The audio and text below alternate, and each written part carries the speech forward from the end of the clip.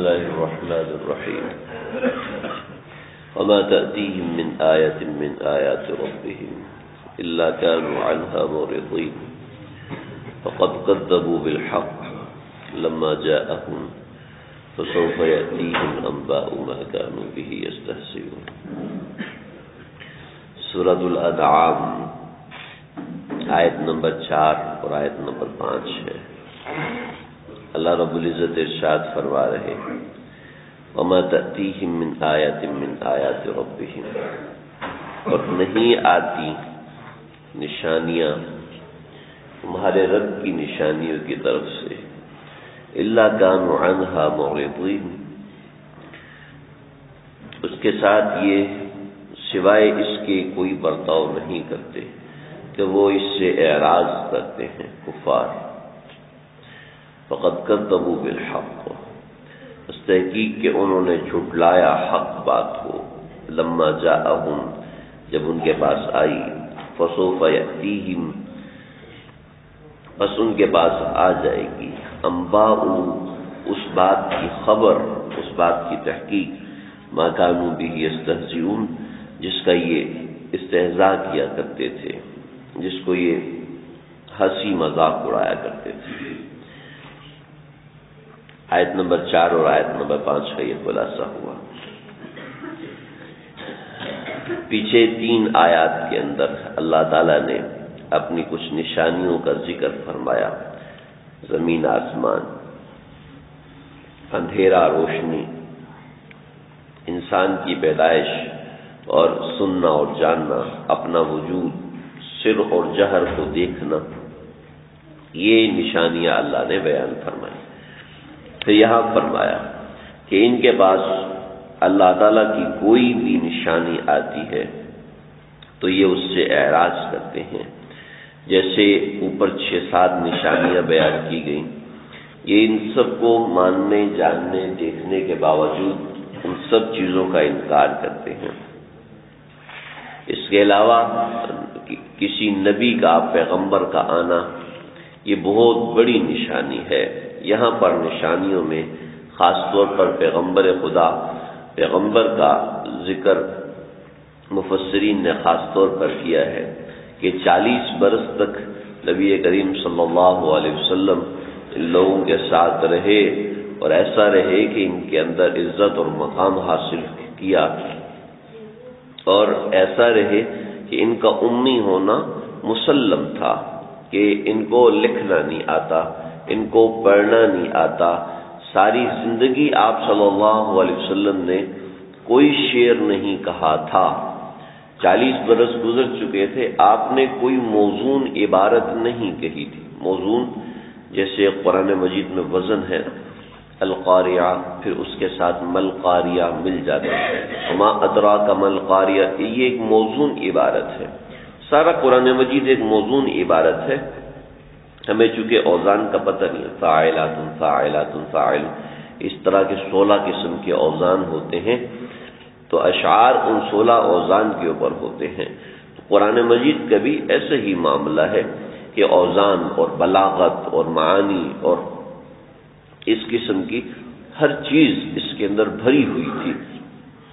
تو ایک ایسا آدمی جس نے ساری زندگی ایک بھی موزون کلام نہ کہا ہو اور وہ ایسا کلام کہنا شروع کر دے کہ جو سارے عرب کو عاجز کر دے، سارے عرب کو حیران کر دے، تو یہ ایک بہت بڑی نشانی تھی.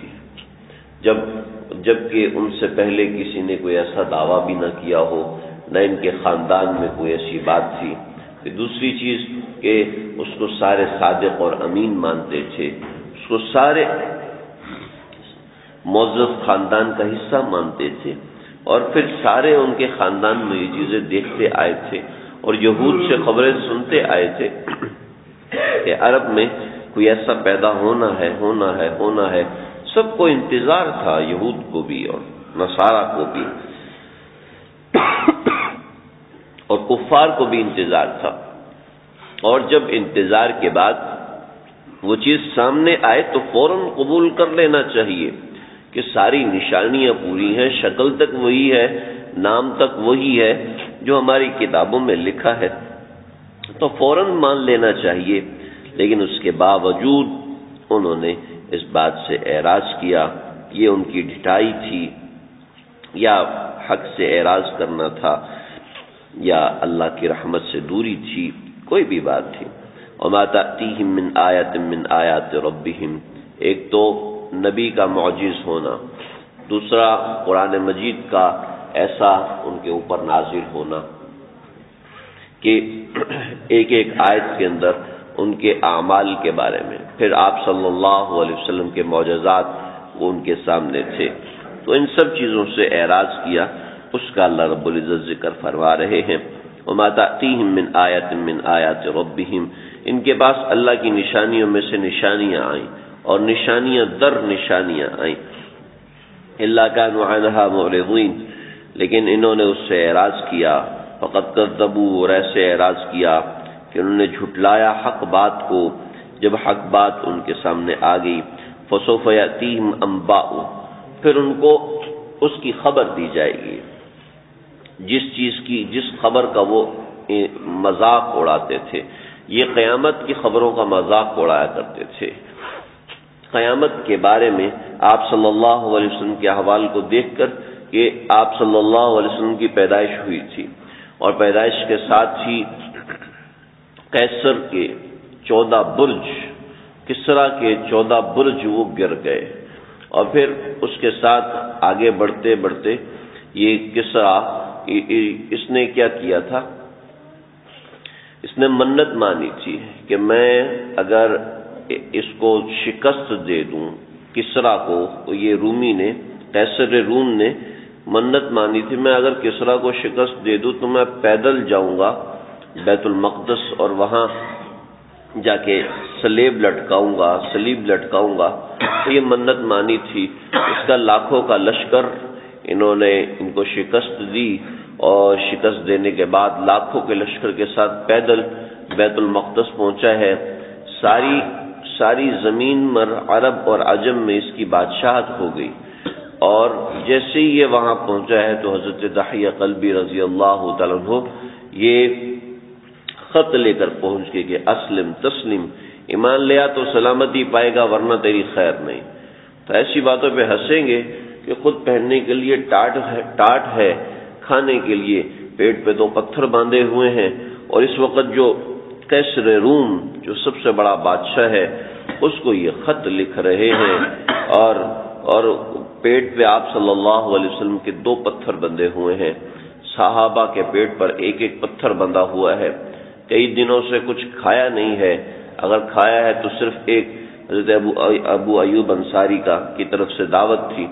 بس یہ 10 دنوں میں ایک کھانا کھایا ہے. اور آپ صلی اللہ علیہ وسلم کے کسی صحابی نے وہ گوشت کاٹ کے چھچڑے پھینکے، وہ چھچڑے بدبودار ہو گئے تھے، پھینکے تو حضرت ابو موسیٰ اشعری اس کے پیچھے بھاگے. جب دیکھا کہ نبی کریم صلی اللہ علیہ وسلم دیکھ رہے ہیں تو پھر شرما کے پیچھے ہٹے. پھر جب آپ نے نظر گھمائی تو جا کے فوراً وہ چھیچڑے اٹھا کے اس کو پکا کے صاف کر کے کھانا شروع کر دیا. یہ ان کی حالت تھی. اور آپ صلی اللہ علیہ وسلم خوشخبری دے رہے ہیں کسریٰ تمہارے ہاتھ جیت گئی، کسریٰ تمہارے ہاتھ ہار گیا اور روم تمہارے قدموں کے نیچے آ گیا. یہ خوشخبری سنا رہے ہیں. تو ایسی باتوں کا یہ لوگ مذاق اڑایا کرتے تھے. ایسے ہی اللہ کے نبی صلی اللہ علیہ وسلم قیامت کا بتایا کرتے تھے تو یہ مذاق اڑاتے تھے. بھئی یہ کیسے ہوگا، اذا متنا وکنا ترابا، کیا ہم جب مٹی بن جائیں گے، مر جائیں گے تو دوبارہ اٹھائے جائیں گے؟ یہ کیسی بات ہے، تو فضول سی بات تم کرتے ہو. تو اللہ تعالیٰ فرما رہے فسوف یاتیہم انباء، ان کو بتا دیا جائے گا، ان کو خبر دے دی جائے گی ما کانوا بہ یستہزئون، جس خبر کا یہ مذاق اڑاتے ہیں اس کے بارے میں ان کو اطلاع دے دی جائے گی. آگے پھر اور نصائح ان کو فرمائے ہیں، انشاءاللہ ان کا ذکر کروں گا. اللہ سمجھ